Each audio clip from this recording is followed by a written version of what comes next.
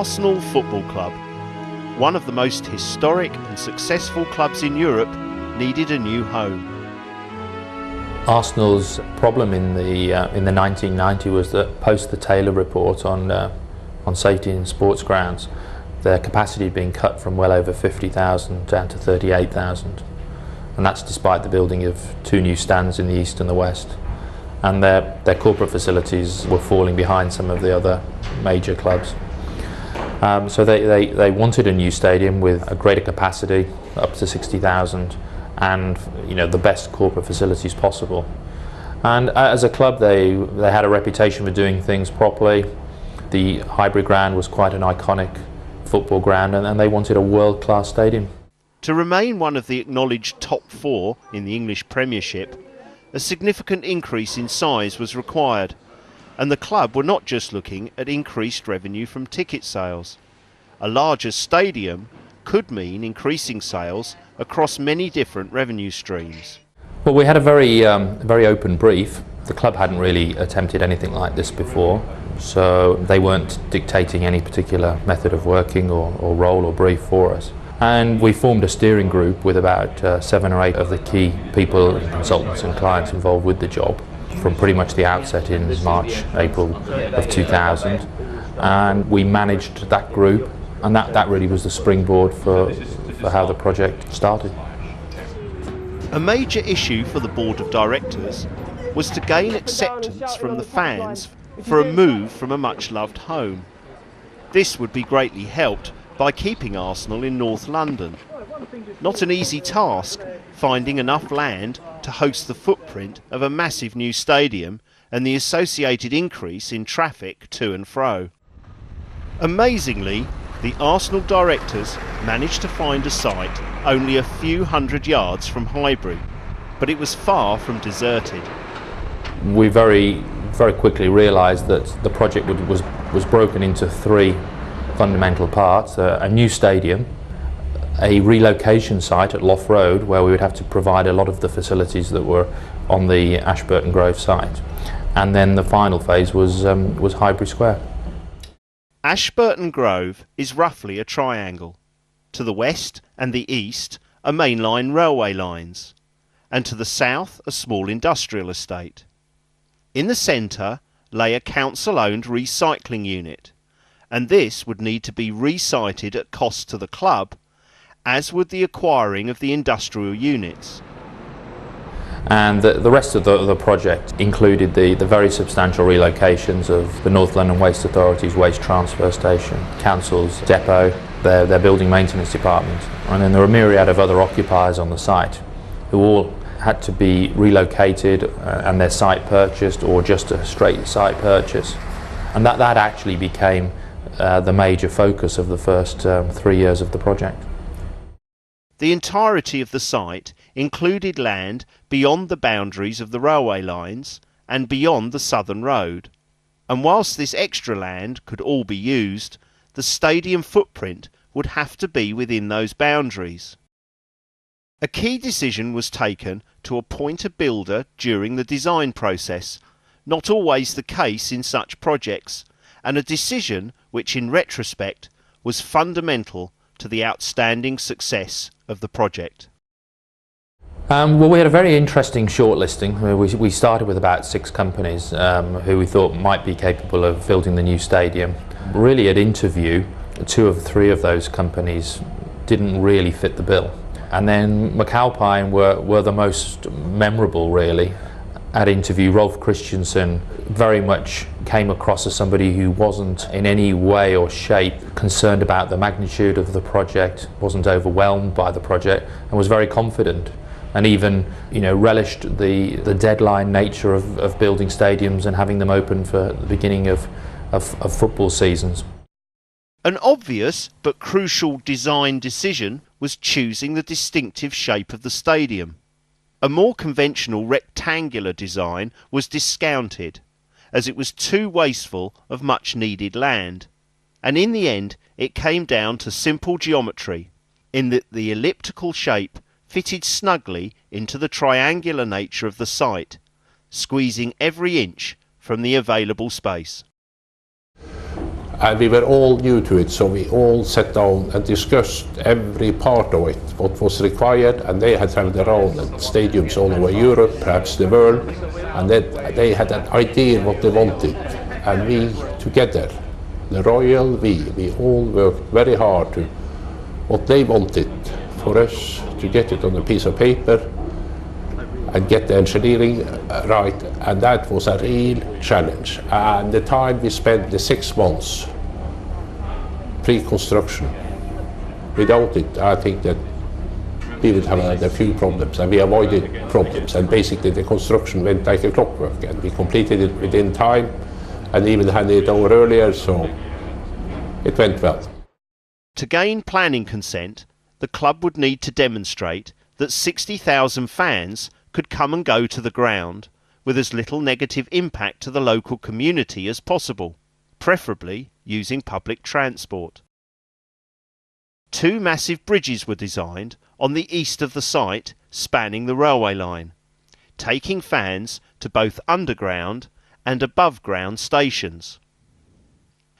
Another obstacle was the recycling unit at the site's very centre. This would have to remain very much in operation through the early part of the build, whilst a new unit in Lough Road was constructed. Positives to the community were needed, in addition to a new recycling unit, and it was determined that the stadium would generate much more than simply a new football ground. Areas within the site would contain affordable housing and give the companies on the industrial estate chance of resettling into new premises. What was known at this stage as simply Ashburton Grove would be a much needed and major regeneration of the area. With designs finalised and consents gained, some 2,500 signed documents later saw demolition teams move into Ashburton Grove in February 2003, and McAlpine's site teams settling into their new offices. Again, having designers, engineers and management on site was an important ingredient in the project's success. Just as things were starting to happen, it all ground to a halt. It was about end of March of 2003. We'd been through, without doubt, the toughest year on the project, and we'd been going through all of the contract negotiations with McAlpine and the funding with the banks. And we finally had virtually every one of our ducks in a row. Both myself and the client separately went off on holiday at the end of March. And when I got back a week or so later, I went in to see him, and he gently dropped the bombshell that one of the banks had pulled out and that the funding wasn't now possible for the stadium. Work stopped and the site was mothballed, though Sir Robert McAlpines used this pause in construction to continue design development and progressing the Lough Road Waste and Recycling Centre. Today is an historic day in the life of Arsenal Football Club. I'm delighted to be able to announce that the funding has been secured for our new stadium project. By the time the funding came in, that was 4 years on the project, and I think everyone had put so much into it then that the thought of it not proceeding was awful. So there was some pretty major celebrations at the end of February when the banks finally signed up. With the funding now in place, McAlpines resumed work immediately and with some haste. If milestones along the critical path were not met at this early stage, then it might have significant impact later in the project. And railway possessions and such like had been booked well before there was a hiccup in the funding. If the Arsenal board hadn't have funded the continued fabrication of the bridge components, and if it wasn't for the speed in which McAlpines resumed construction, then there could well have been delays. But within a matter of weeks, the stadium started to take shape, and the practicalities of the construction programming became evident, with one end of the stadium apparently racing ahead. Of course, this was far from the case. Crucially, the bridge's construction had to be on time. Their assembly site actually fell into the path of the stadium, so they needed to be built and moved into place so not to delay construction to the south end of the stadium. Because of the constrained nature of the site, The construction programme was to commence the northern parts of the stadium first, leaving space for the bridge construction, the continued use of the recycling unit, and afterwards programming the construction of the lower terracing in the south stand to create enough space for the roof truss assembly. Any delay to either the bridges or the roof would delay the fundamental stadium structure. We were knocking the buildings down as they were being vacated, or in the first instance having the services isolated. Building vacated, demolish, remediation and then piling. And subsequently following on as closely as we could behind the piling with the substructure. So you have a fine balance all the time in terms of trying to do one operation as close as you can to the next without losing efficiency in one or other of the operations. Because of the unusual nature of the site, roughly a triangle surrounded by railway lines on two sides, one of the key aspects of the design were for two bridges to be constructed on the northeast and southeast of the site. To get the crowd away, we built two bridges across the railway line, and they are massive bridges. I mean, one is 26 meter wide and the other is 18 meter wide. It is two massive bridges just to take the crowd and spread the crowd. And I mean, it had been a few disasters with football stadiums and crowd and one thing and another. And all this in the design was taken into consideration. People can escape all over the place. Because the stadium structure would fill a huge percentage of the total site available, elements of these bridges would need to be built and completed before the stadium structure was in place.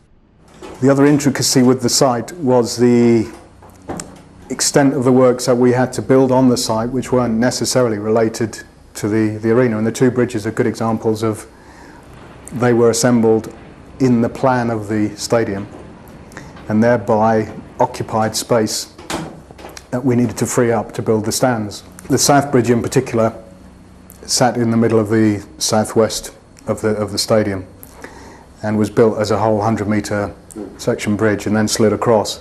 So obviously until that bridge was located over the railway line, slid into place, that section of the stadium couldn't be built.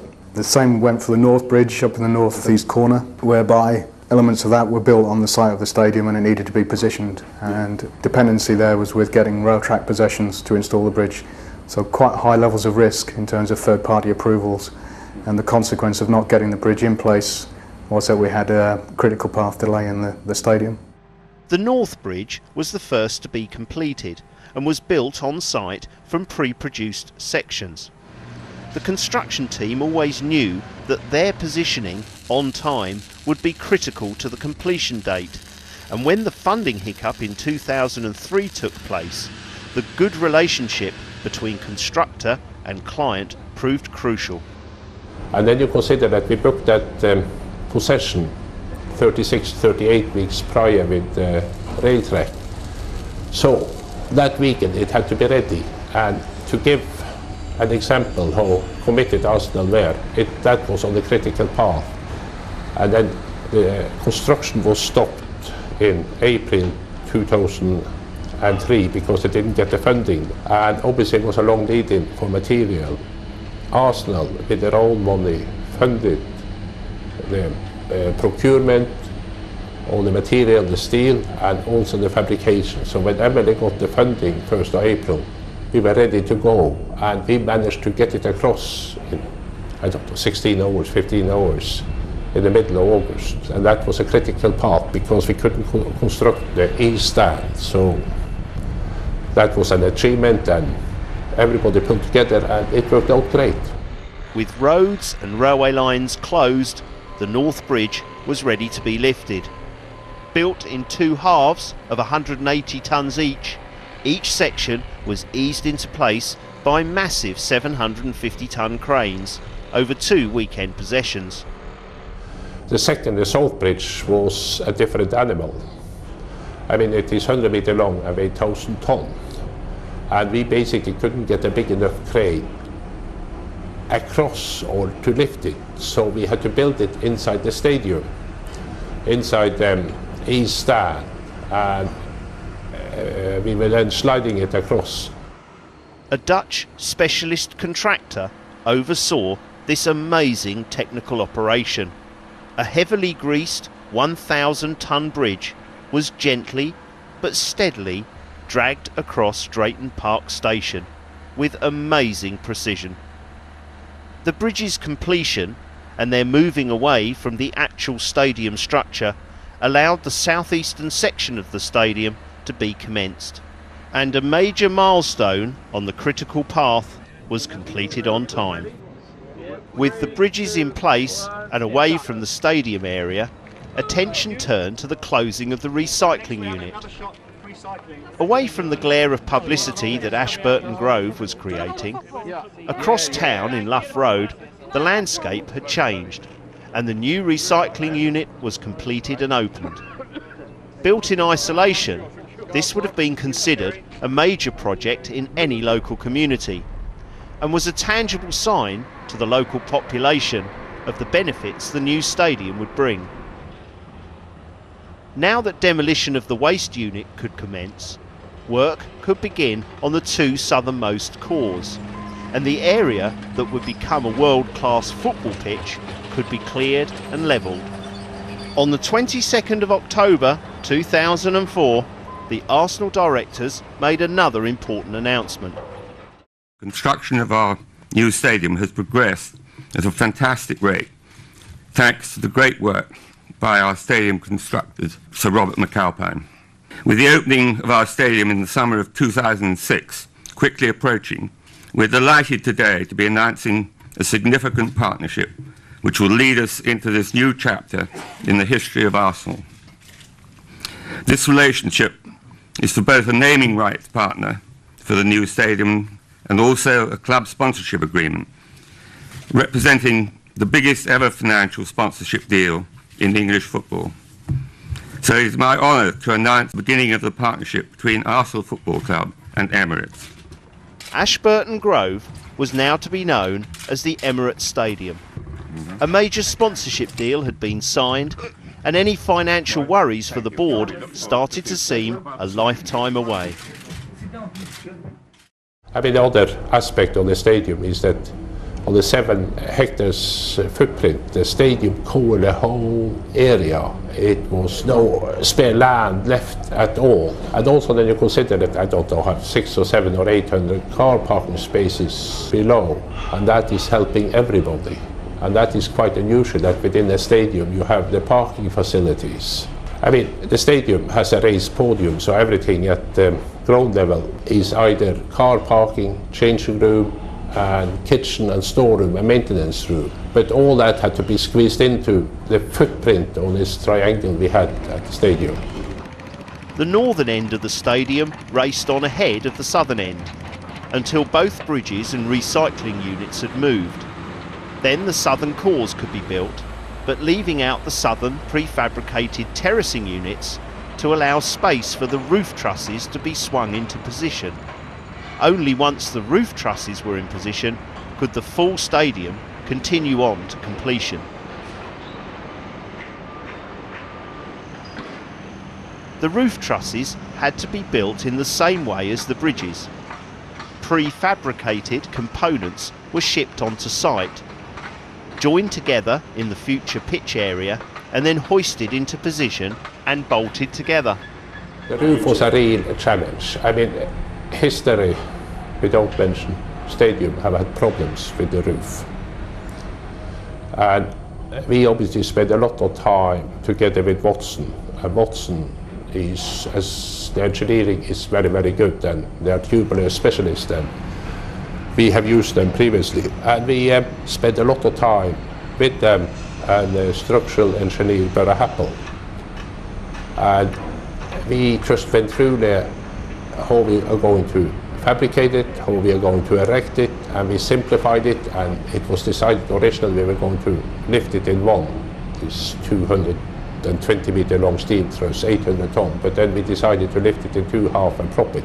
And with this X model design they used, that meant every steel went up fitted. It had not had to be taken down or remade, etc. This X model in the design was definitely a hell of a help for us, and it worked out well. We were able to erect the roof steelwork in 6 months, and that included all secondary steel. We fitted the secondary steelwork at site level, so that they went up, it was all fitted, and that reduced the program and also reduced the health and safety risk for people working up in the air. And it was all bolted together. It was no welding up at the top, and it went well. The obvious example would be the roof, in terms of identifying how we were going to erect the primary and secondary trusses. In terms of the trusses being longer than the space available to sit them down in the middle of the pitch. To try and assemble a complete truss on the ground inside the stadium would mean that elements of that steel truss were sticking into the reinforced concrete structure and thereby fragmenting the ellipse. So a very early objective we set was trying to enable us to build a continuous ellipse, albeit with the lower tier front, lower tier left down. But by having a complete ellipse, it then allowed us to set commissioning zones and installation zones for the services and the fit out. Even with the programmed completion of the lower southern terracing, there simply wasn't enough space within the stadium pitch area to build the entire roof structure in one go. The northern end was built first and lifted in December 2004. Then the southern end built and lifted in the following April. The cranes were back. The sections were lifted onto 4 gigantic tripods in each corner of the stadium and supported at the midpoint on temporary trestles.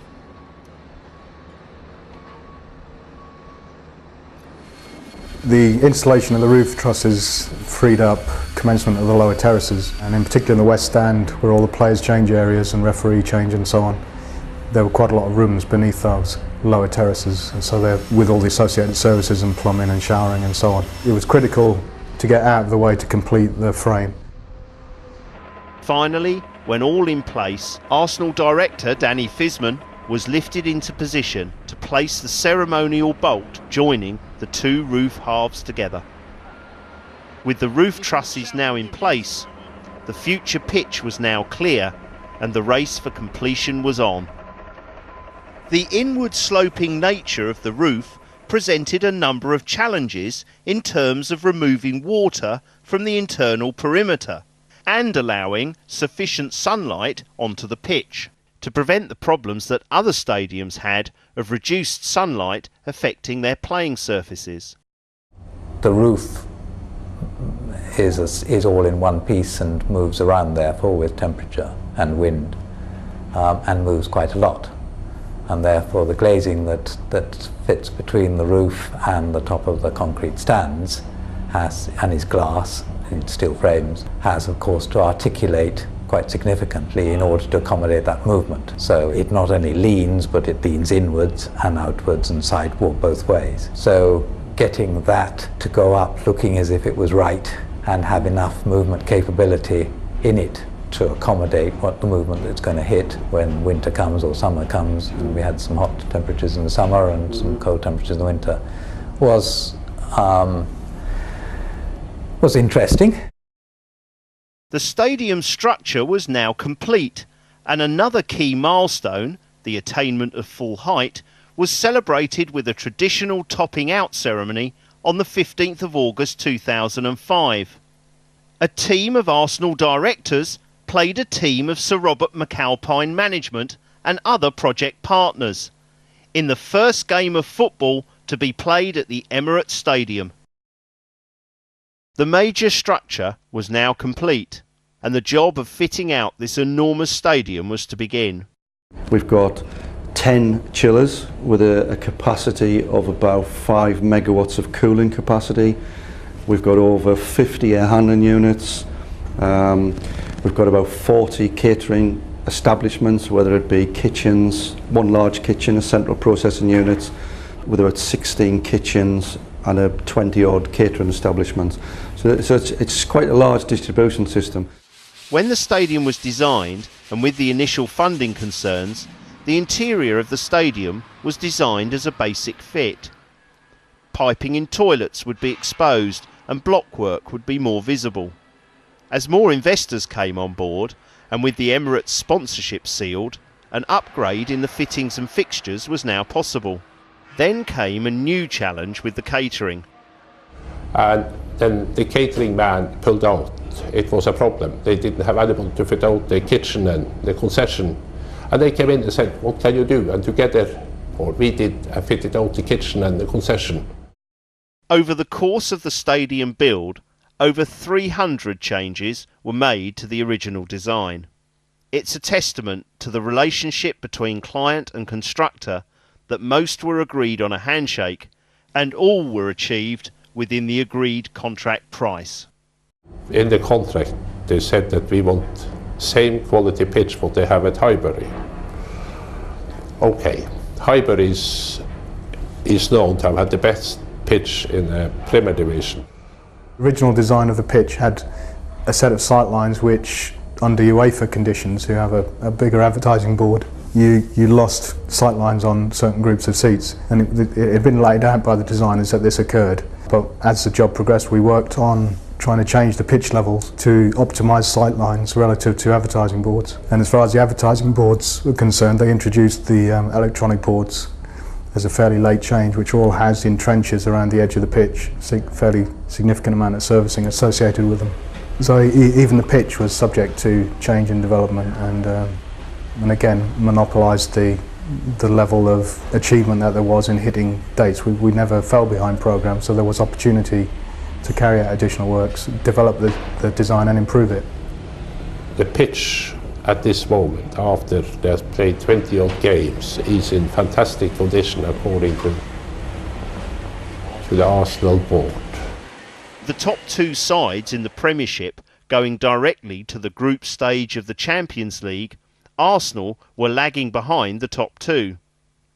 This would require them to play a qualifying match in early August, and the contracted date for completion was August the 1st. With ramp-up events needed prior to granting a safety certificate, the club had to ask McAlpines to try and finish early. I mean, it was vital that it was finished. I mean, what we allowed by working together in the last 2 months, they installed the IT and the telephone lines. All the furniture was being installed, the kitchen was being commissioned.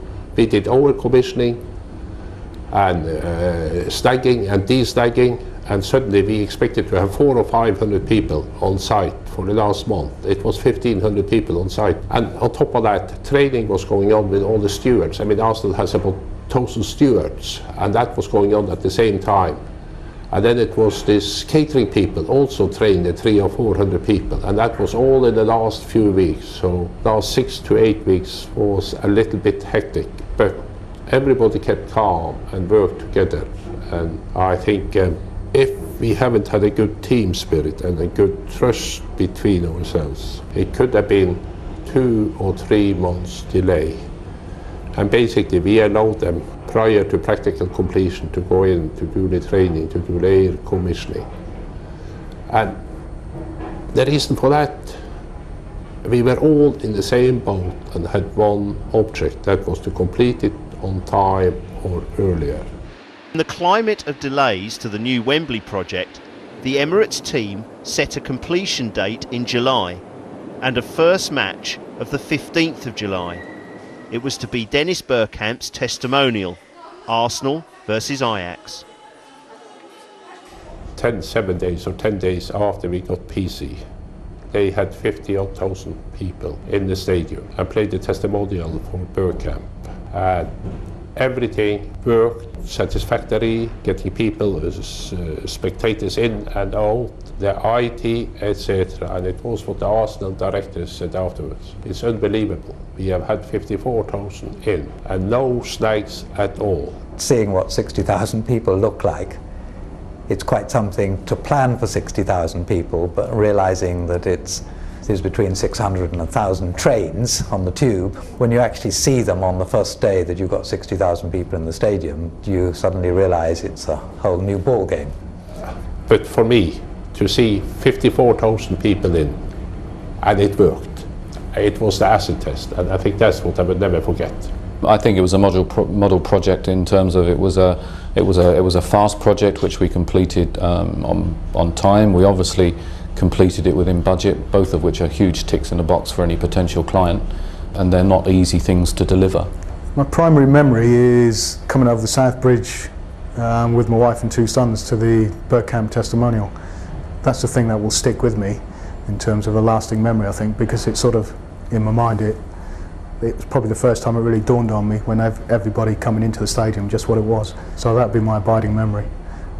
The people whose project it is are HOK, who designed it, Arsenal, who had the vision for it.